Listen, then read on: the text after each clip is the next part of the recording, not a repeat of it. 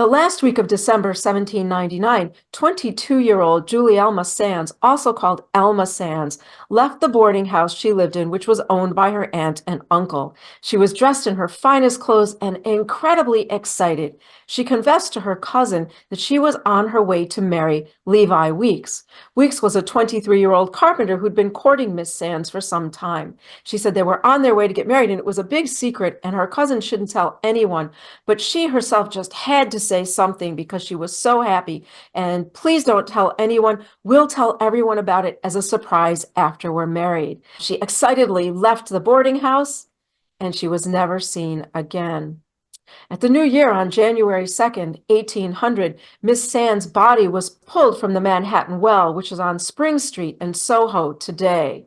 Levi Weeks was arrested for her murder, and this became the biggest murder trial in New York City of 1800, with a defense dream team that included both Mr. Alexander Hamilton and Mr. Aaron Burr. Now, before we get started with the details of our story, this trial happens to be the very first trial which has a published record of all of the court proceedings that we can look at. The very first one, based on the notebooks of 5 different people who attended the trial. So it's the first trial where we have the actual kind of trial transcript that we're used to seeing today. And that transcript was published by a couple people. One was John Furman, and the introduction was written by William Coleman, who would go on to become the publisher of Alexander Hamilton's New York Post. So the first publisher of the Post. So I'll be speaking today from that original trial transcript. After Miss Weeks' body was pulled from the well, it was examined by the coroner or medical examiner, and he determined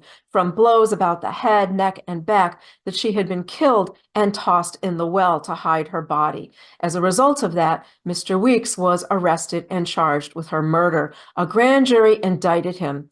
His brother, Ezra Weeks, a prominent and wealthy citizen, hired 3 lawyers to defend his brother. They were Brockholst Livingston, Alexander Hamilton, and Aaron Burr.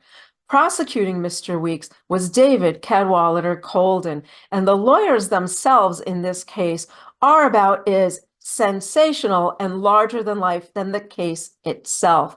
So first, the defense team, Brockholst Livingston, who is the son of the great William Livingston, one of the greatest trial lawyers in 18th century New York. William Livingston is also the father-in-law of John Jay, who will go on to be the first Chief Justice of the Supreme Court and a governor of New York, you might know. So lawyers run in the Livingston family, and Brockholst is a really good one. He is, though, about 10 years younger than Hamilton and Burr, although Brockholst probably of the 3 is the greatest lawyer himself, and that he's not really interested in politics at this point in his life, but lawyering. So he really is the star lawyer, but that is not in any way to diminish the star power of Hamilton and Burr. Now, in 1800, Hamilton and Burr are also hard at work getting involved with the upcoming presidential election of Thomas Jefferson versus John Adams. You might know that story. And later in the year, that story is going to pit them against each other as brutal political enemies. But for now, anyway, they are working together to defend Mr. Weeks. Prosecuting is David Cadwallader Colden, a truly excellent prosecutor. His grandfather was Cadwallader Colden, the often colonial governor of New York, very much hated by the rebels and a real political rival of William Livingston. So we have the son of William Livingston up against the grandson of Cadwallader Colden. Cadwallader Colden had called William Livingston's law firm the Wicked Triumvirate. So you can see how all of this is working out in this trial to pit not only, a defense and a prosecution against each other and witnesses against each other, but these lawyers and their families as well. Of course, 1800 is after the Revolutionary War, but many of those rivalries are still going to be intact for a while in the city of New York. The trial only took 2 days. It was held on March 31st and April 1st of 1800, and it took place in the courthouse on Wall Street, where Federal Hall is today, at the intersection of Wall and Broad Streets. I mentioned it was just packed every day. The newspapers were covering this pretty constantly, and everyone wanted to get a chance to see the trial. And it's a big trial, but only 2 days, right? Our trials take forever. So Mr. Weeks went on trial pretty quickly shocking when you consider the body was found January 2nd and his trial was being held by April 1st. So doesn't take as long as we're used to today. So, of course, first up is going to be the prosecution explaining their version of everything they said happened that night. The prosecution's version of events is that Mr. Weeks killed Miss Sands, that he had had an intimate affair with her but did not want to be with her. So instead, he tricked her into believing they were going to be married, went out with her, killed her, and threw her body in the well. They also claimed that the last person she was seen with was Mr. Weeks. First witness is Catherine Ring, Elma Sands' aunt, the woman who owns the boarding house. She testified that she'd found Mr. Weeks numerous times late at night in Miss Sands' room paying attentions to her, and that made her believe that Miss Sands thought she was going to marry him.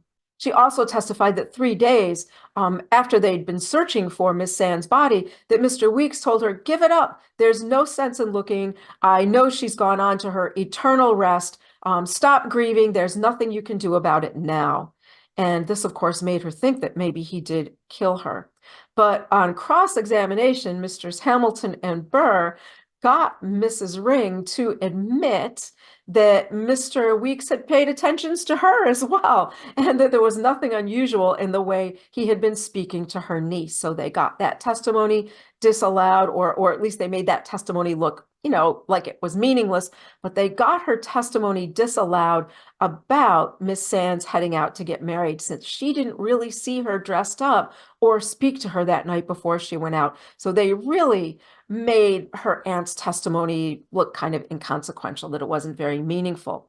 The next witness was Miss Sands' cousin, Miss Hope Sands, and she's the one that Elma told that she was on her way out to marry Mr. Weeks. She also testified that she was witness to Mr. Weeks and Miss Sands being intimate in Miss Sands' room with the door closed a short time before that. But again, under cross-examination, she admitted that Mr. Weeks had actually paid a whole lot of attention to her as well. So maybe it wasn't so unusual that he was paying that attention to her cousin too.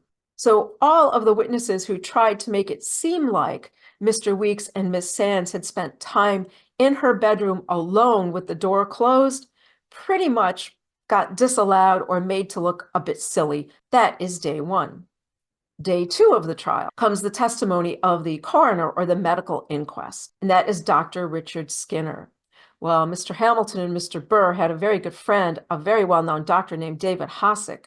David Hossick had recently treated Mr. Burr's wife for stomach cancer, and in 1801, the next year, he will treat Hamilton's son Philip after the duel with George Eaker, and then 3 years after that, he will be the doctor at the duel between Hamilton and Burr. Dr. Hossick is known as one of the greatest doctors in New York. He takes the stand in the defense, and he refutes the coroner's determination.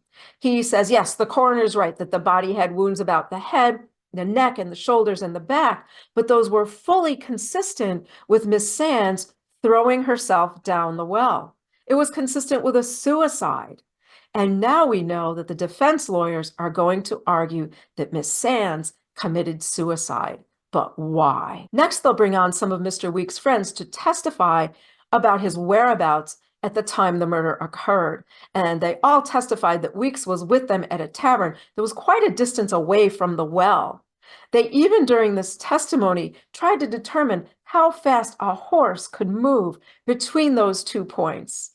And they determined that even the fastest horse in New York could not get from the well to where Mr. Weeks was with his friends in the time allotted. So Mr. Weeks didn't have enough time to commit the crime, they said. Now, next, they need to establish why Miss Sands might have killed herself, and they bring a string of witnesses to suggest that the reason Miss Sands was despondent was because she was having an improper relationship with her uncle, Mr. Ring, the owner of the boarding house. Can I even say how scandalous this idea would have been in January of 1800? This must have set the courtroom gasping in shock. Now, their star witness was a Mr. Joseph Watkins, Also, he and his wife as boarders in the Rings boarding house. Now, just to let you know that when they're staying in these boarding houses, they're not, really nice separate rooms so much that we're used to today. They can be one large room with just some sort of divider between the different beds where people are sleeping. So there isn't a lot of privacy or quiet, and you can pretty much hear what's going on in all of those little divisions of that room. So Mr. Watkins testified that the previous September, the owner, Mrs. Catherine Ring, was on vacation visiting relatives. And it was during that time that they heard Mr. Ring in the petitioned area where Miss Sands lived, and that the noises they were making were quite loud. The testimony of Mr. Watkins, I'm going to read it to you, says, "It continued some time, and it must have been very loud to have awakened me. I heard a man's voice, pretty loud and lively and joking. I said to my wife, 'It is Ring's voice.' And I told my wife, 'That girl will be ruined next.' I felt a good deal hurt at the time, but never mentioned it or anything about it to anybody afterwards until Elma was lost." So the defense argument is that Miss Sands was involved in a relationship with her uncle, probably a coercive relationship, since he was the person in a position of power and not able really to defend herself. And that out of guilt and despondence about that relationship, she threw herself into the well, embarrassed about the status in which it left her. And guess what? Mr. Hamilton, Mr. Burr, and Mr. Livingston won the case. 5 minutes of jury deliberation, and Mr. Weeks was a free man. And no one ever got justice for Miss Elma Sands. Very, very sad story. Weeks was despised in New York, and even though he was found not guilty, he had to leave. He went on to become a very prominent architect in Mississippi, and this is one of the homes that he designed. And of course, we know Hamilton and Burr go on to infamy in the election of 1800, and Brockholst Livingston, like his uncle John Jay, will become a justice on the Supreme Court of the United States. And that is the sad story of Elma Sands and Levi Weeks. If you find yourself walking along Spring Street at 129, in the basement of the store there is the well where Elma Sands' body was found. I think it's a New York City landmark. So thanks very much for watching. If you liked my video, please like it and share it. Give me some comments on the bottom. Tell me what you thought about it or what you think about the story. And I appreciate you liking my videos. I'm trying to grow my channel this year in 2024 as I'm not doing as many walking tours. So when you like it and you subscribe and you share it, you help me out with that. So thank you very much. I appreciate all of you. And until next time, I'm Karen Q, and I'll be back with another great and maybe even weird history story about the city of New York. Thanks very much.